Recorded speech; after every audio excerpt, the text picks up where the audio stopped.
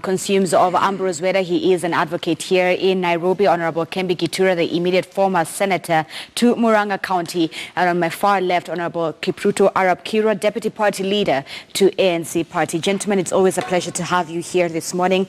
The Standard newspaper, how China is feeding off poor Africa. A number of African states, in terms of the amount, have been mentioned there. Angola being the highest with 4.28 trillion Kenyan shillings in how much it owes China in terms of debt. Kenya is number 3 on this list at 980 billion Kenyan shillings. Grab a copy of your Standard newspaper this morning.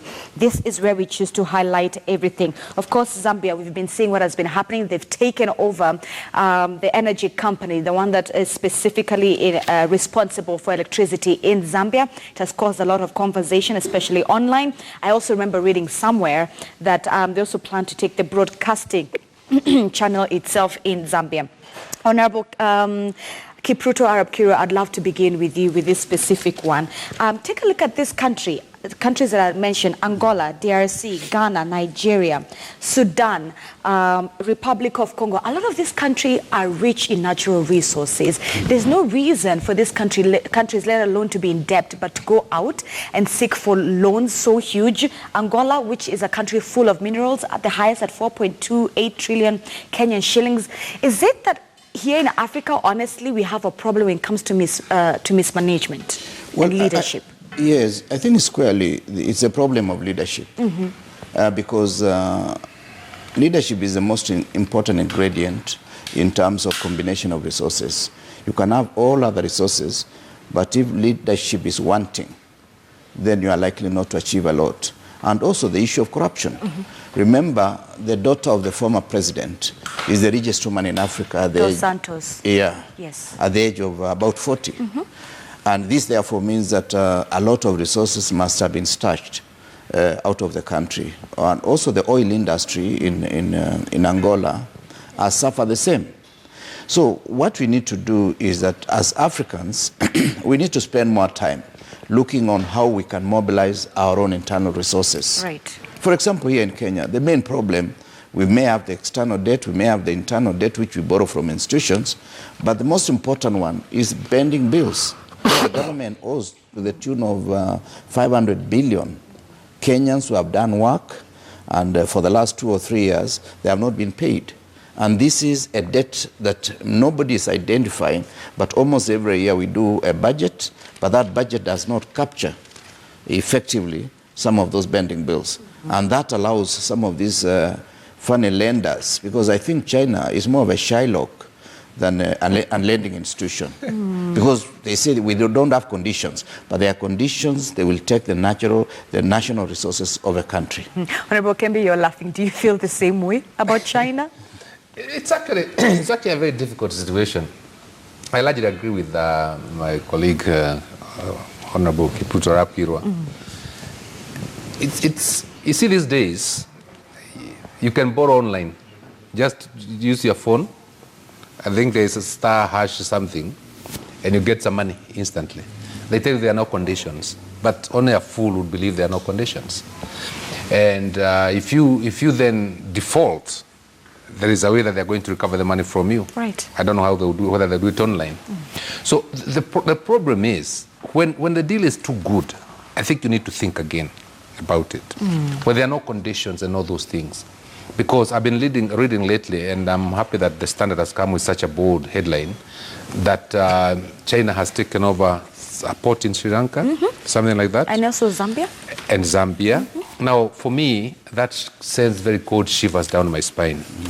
Because it means literally that we are mortgaging countries. I can mortgage my piece of land in my 2 acres in Murang'a, yeah, and I know that the auctioneer will come for it. And people must understand that in theory it's the same. The same way I can mortgage my small little 2 acres in Murang'a, and then the bank will come after me with a bail and sell it to Eda. It's the same way that a country can be mortgaged. Do you think our leaders understand that? With the ones who signed the MOUs? I'm certain we have some very elitist people in Treasury and in Central Bank. So I'm sure they know these things. Now, when you hear a port has been taken, I don't know whether they're taking it as a lease for 99 years until they recover their money, or they are taking it as a colony, as their own possession forever. because then we need to start fearing. We need to start thinking what it is that we are doing. We need then, in this case, to think about how we can reschedule these mortgages or these loans. Yeah? So we reschedule them maybe with the traditional, people that we've dealt with before, so that we know exactly what is in it, and so that we can read the small line in this mortgage document or borrowing document. Because if, for instance, just for instance, if my father left for me an acre of land in Murang'a, you see that land, I hold it in trust because I didn't buy it. I hold it in trust for myself and my children and the generations to come to follow. If I borrow money on that 1 acre or 2 acres in Murang'a for no good reason, maybe just to be ostentatious, and then that land goes under the hammer, I owe it to my children and the children of my children, all of them, because then I have betrayed them. Exactly. Isn't it? Because I have betrayed them, because that was not my land. Now, this land that we call, that is Kenya, it doesn't belong to any one of us. It belongs to all of us. And that leads me to my next question. This land belongs to all of us. Right. And if we make a mistake of mortgaging it, then when we are gone, because we are not here forever, not for too long after this, then of course we need to worry, because people might want to ask, like I'm sure they're asking Sri Lanka, what happened to our port? Yeah? Why is it that now it belongs to other people, and history books tell us that this land was ours?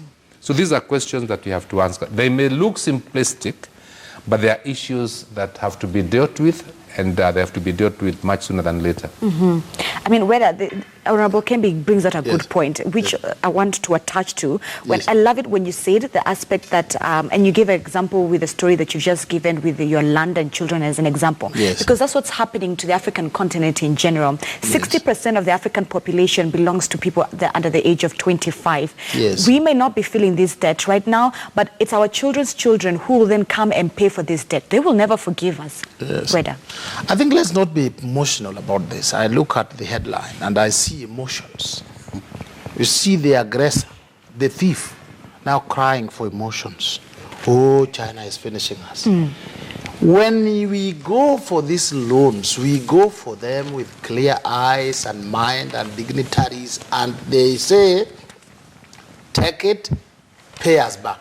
I've not heard any country, these countries you're mentioning, where China has changed the deals and then now forced itself.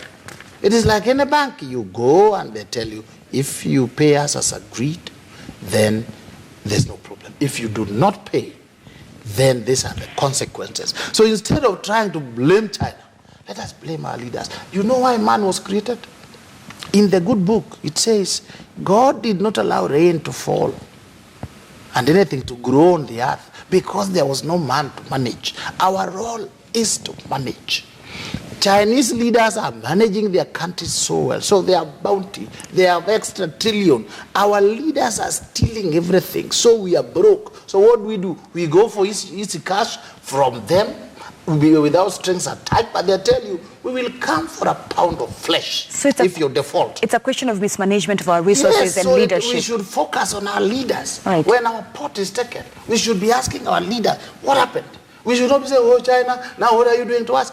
Look at the SGR, a very good project. And the Chinese are there saying, if you don't pay us, we will take it over. But then when you look inside, you find that a third of the cost was stolen during land compensation. Stolen, not in the business. If you borrow money to open a kiosk and you use half of the loan to buy clothes and buy a good car, then the kiosk will not be able to pay the loan. Right. And then if the owner of the loan says, I will come to run the kiosk, when he comes to run the kiosk, you now don't say, hallelujah, so our leaders should take responsibility. If you go to Namibia, if you go to Zambia, the leaders should take responsibility. Then as they take, the people take responsibility. As we continue to vote for these leaders on the basis of tribe, on the basis of party, and not on the basis of competence and promise, we must expect the Chinese to do this even to us in Kenya. The day I vote for Kembi on the basis of competence, it will work. But if I vote for him because he's a fellow Kikuyu, then the problems are there. you need to look at page 4 and page 5 of the newspaper this morning. We also highlight the three presidents in terms of revenues and expenditures since Moi's regime right now all the way to President Uhuru Kenyatta. We even go deeper by talking about the major projects funded in China. Of course, Angola having a majority. Kenya is there, and our Nairobi Standard Gauge Railway has taken the top notch with about 327 billion Kenyan shillings. Honorable Kembi, you say that this is just too good to be true. Like when you take a loan, very simple, from if you dial star etc, it's just too good to be true. There's always something behind it that comes with that loan. Is it too late for African countries? No, it isn't. You see, the SGR is a very, very important development in my own estimation.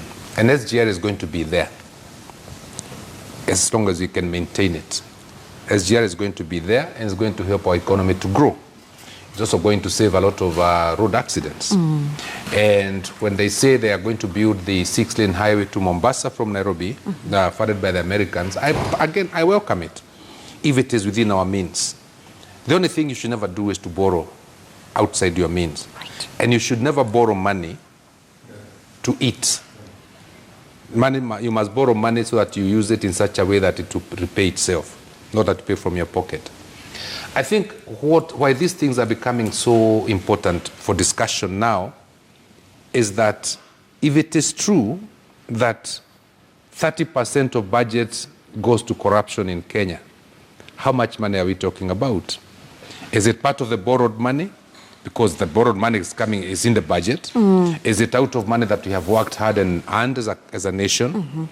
When money goes to corruption, and you can see it is actually going to corruption as you are watching, and then we read headlines like this, the risk that we stand, then it is like borrowing money to consume, not to produce. Because you borrow money so that you can have a startup factory or something, so that you can start a school and make money and help other people. That's why you borrow money. But if you borrow money to eat that loan, literally eat food, or to give to your friends, or to buy your girlfriend's things, then you are a foolish person. And so the fear that comes is some of the money that we are borrowing ending up in corruption cartels? Is it ending up in people's pockets? Because then we will be a laughing stock. So I think those are the issues that when you find Kenyans and newspapers coming with headlines like this, they are sensitizing people on the danger of borrowing to consume. And on the issue of corruption tied in with loans, gentlemen, have a listen to this school of thought. And I quote, "Let us get one thing clear on the China loans and why Africa politicians are madly in love. Due to legislation, American and the EU companies cannot bribe or give 10% kickbacks when tenders are awarded. Chinese government, who are state-owned, give 10 to 30% bribe once a tender is rewarded." Honorable Kipruto. Yeah, that explains why we are launching projects every other day. And when I talk about that, really, you get annoyed to realize that, as I've said, there are many bending bills to many contractors. What does it do to the economy? It makes the economy shrink. And that's why you realize many people are being laid off, whether it is in the agriculture sector, Kenya Airways, Uchumi, and many other places. It means the economy is shrinking. Number two, it is important also for one to realize in China, while it is official for them to give kickbacks, corruption in their own land is the sanctions are very punitive. And therefore, we must have the same punitive measures here, so that if an individual does get involved in some of these corrupt deals, he should be sanctioned in a good way. But remember, Africa, we still run the risk that when you steal from government and you bring back money to our homes, and you are one of us, you are not going to be. There is research that in Africa, there is no correlation between corrupt leaders and popular leaders. Right. You can be as corrupt as anything, but your backyard will still say you are the hero because you are stealing from the government, which is alien from the hearts of the people. Many Kenyans have not understood that the government belongs to them.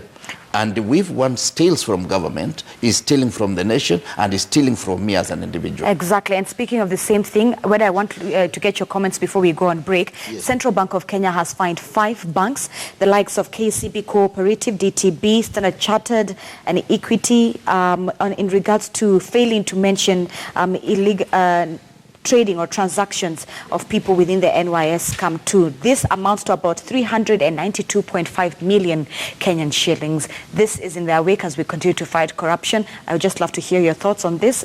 Given that these are 5 banks, not just small banks. These are quite big, influential banks within the banking sector, within the finance sector here in Kenya. One thing which is very clear is that you cannot steal money from the consolidated bank, fund unless it goes through the banks, and it goes through many people and is authorized by government. That is obvious. There is no money from the consolidated fund that is being carried around in bags. So what the Central Bank of Kenya has done is good, is mild but good. If they are serious, then you would have seen a situation where the licenses are withdrawn. Mm-hmm. That's when they say, no, we are going down. But when you steal 100 million, then you are asked to release 10 million. You say hallelujah, and it continues. They know this, they continue to do this. So I think that it's a step in the right direction. It's a mild step. There are some banks, if you look at the theft, the NYS theft, it's not once, it is not twice, they have been involved in it. They should have come out and taken the license of at least one bank.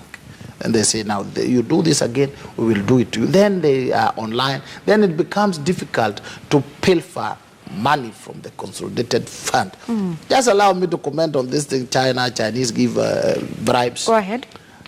The Chinese are in business. So they come to your market and say, how do you do business in your market? Mm. In your market, we'll give you loan, and then we'll a project, and then we'll give you 10%. It is us who tell them that we take 10% or 30% privately for the individual. It is us who tell them. So they found a culture already in existence. Then they know that if you try to do that, they'll kill you. In their own country. In their own country, you do it. But us, because they want our resources, they want our ivory, they want to kill our animals, and they want to come in. And how do they come in and say, we will allow you, we'll give you this tender, you give us 10%. The problem, therefore, is we have to look inside and change. It is our leaders to look inside and change, to stop it. So that we don't buy goats 10 million when some people are going hungry. Mm. You can just see it and see why the Chinese are saying, when we go to Kenya, we'll do the way Kenyans do it. When we go to Zambia, the same way. When we go to America, they don't do those things. They trade with America, huge deals. They don't do it. So they come to your market. When I come to your home, I'll do it as at home. Mm. It is us to change, not them, us. All right, whether your comment is what will take us on break. But before we do so, a highlight of the Daily Nation. Obado owns up to Sharon's affair. We see the governor speaking for the first time. Grab a copy of your local dailies. All the details are in there. Let's take a breather and sort of try to